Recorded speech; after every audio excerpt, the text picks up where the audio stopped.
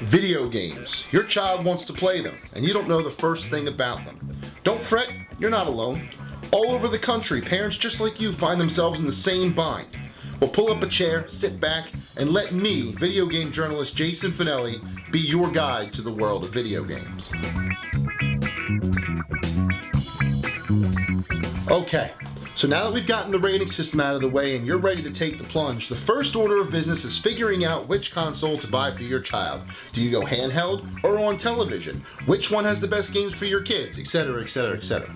Any choice is really a good one considering all of the systems have games that are tailored towards your kids, but each system definitely has more perks than others. Let's start with the company that has the least amount of choices.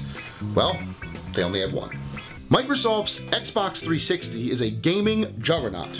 Most of the major releases since 2005 have come through this machine's disk drive. There have been many versions of the 360 in those 5 years, but the current new models look like this. There it is, in all of its glory. Current new models of the 360 shown here are priced at $199.99 for the system with a 4GB hard drive, and $299.99 for a 250GB hard drive, though that high-end model has been seen on sale recently for $249. Keep an eye out. What's the difference? Aside from hard drive space, nothing. But that's actually a big difference. The hard drive here acts no differently than the device you're using to watch this video. It saves relevant data like game progress and player profiles. More space is always a good thing, but it becomes even more important when you consider the online Xbox marketplace where games can be purchased and downloaded, full games, as well as Xbox Live. Xbox Live is how your child can get online to play with his or her friends. You may have heard horror stories or watched YouTube videos of those sessions being highly profane and inappropriate, and that definitely does happen. However, the Xbox 360's parental controls are top-notch, limiting who your child can play with, who they can hear from, and more. Unfortunately, Xbox Live is an added cost of $24.99 for 3 months, or $59.99 for the year, so consider that too. Microsoft's biggest competition is commonly viewed to be Sony, as their PlayStation brand has been bringing gaming greatness for over 15 years. The PlayStation 3 is the current choice, and there are 4 different models to choose from. A 12GB hard drive for $199, a 250GB model with Uncharted 3 Drake's Deception for $249, a 500GB model with Grand Theft Auto 5 for $269, and a 500GB model with Gran Turismo 5 and Infamous 2 for $299. While the budget model is definitely cheaper, getting a free game is a plus. However, with the exception of the $299 500GB model, the free games are all M-rated, and even then Infamous 2 is rated teen. For a child, the best choice would either be sacrificing the hard drive space or getting the big deluxe box. No matter what you choose, there's a major perk to PlayStation. Playing games online on PS3 is totally free. There is a premium membership called PlayStation Plus, but that mostly offers discounts in the online PlayStation Store and a library of free games right from the start, which is still pretty cool. At $17.99 for 3 months, or $49.99 for the year, you'll have to decide if free stuff is worth it. PlayStation also has a portable called the Vita, and that's currently available for $199. Fortunately, the game selection isn't very stellar for young children, it's fragile, and extra expenses like memory cards can break the wallet, so be careful. Both of these companies, Microsoft and Sony, have brand new consoles coming in November 2013. Microsoft's Xbox One on November 22nd, and Sony's PlayStation 4 the week before at November 15th.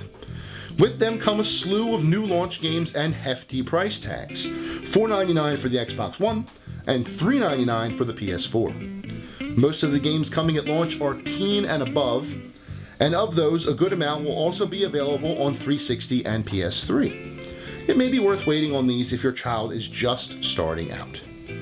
Finally, we'll cover Nintendo, who is a responsible parent's best friend. Most of Nintendo's games are tailored to the younger crowd, and their systems focus on new ways to play rather than souped-up technology. Mario, Zelda, Kirby, Pokemon, all of them live and breathe exclusively on Nintendo consoles. The current system is called the Wii U, which is not, I repeat, not a new piece for the Wii. The Wii U is a whole new machine. It's its own thing, upgraded with a touchscreen controller and fancy HD graphics. While Wii games and controllers will work on the Wii U, the reverse is not true, so do not be fooled. The Wii U can currently be purchased for $299.99 with a 32GB hard drive, a free digital copy of The Legend of Zelda Wind Waker HD or Nintendo Land, depending on which one you buy, and the tablet controller. Online play on the Wii U, meanwhile, is always free with no premium membership to speak of. That's a good thing.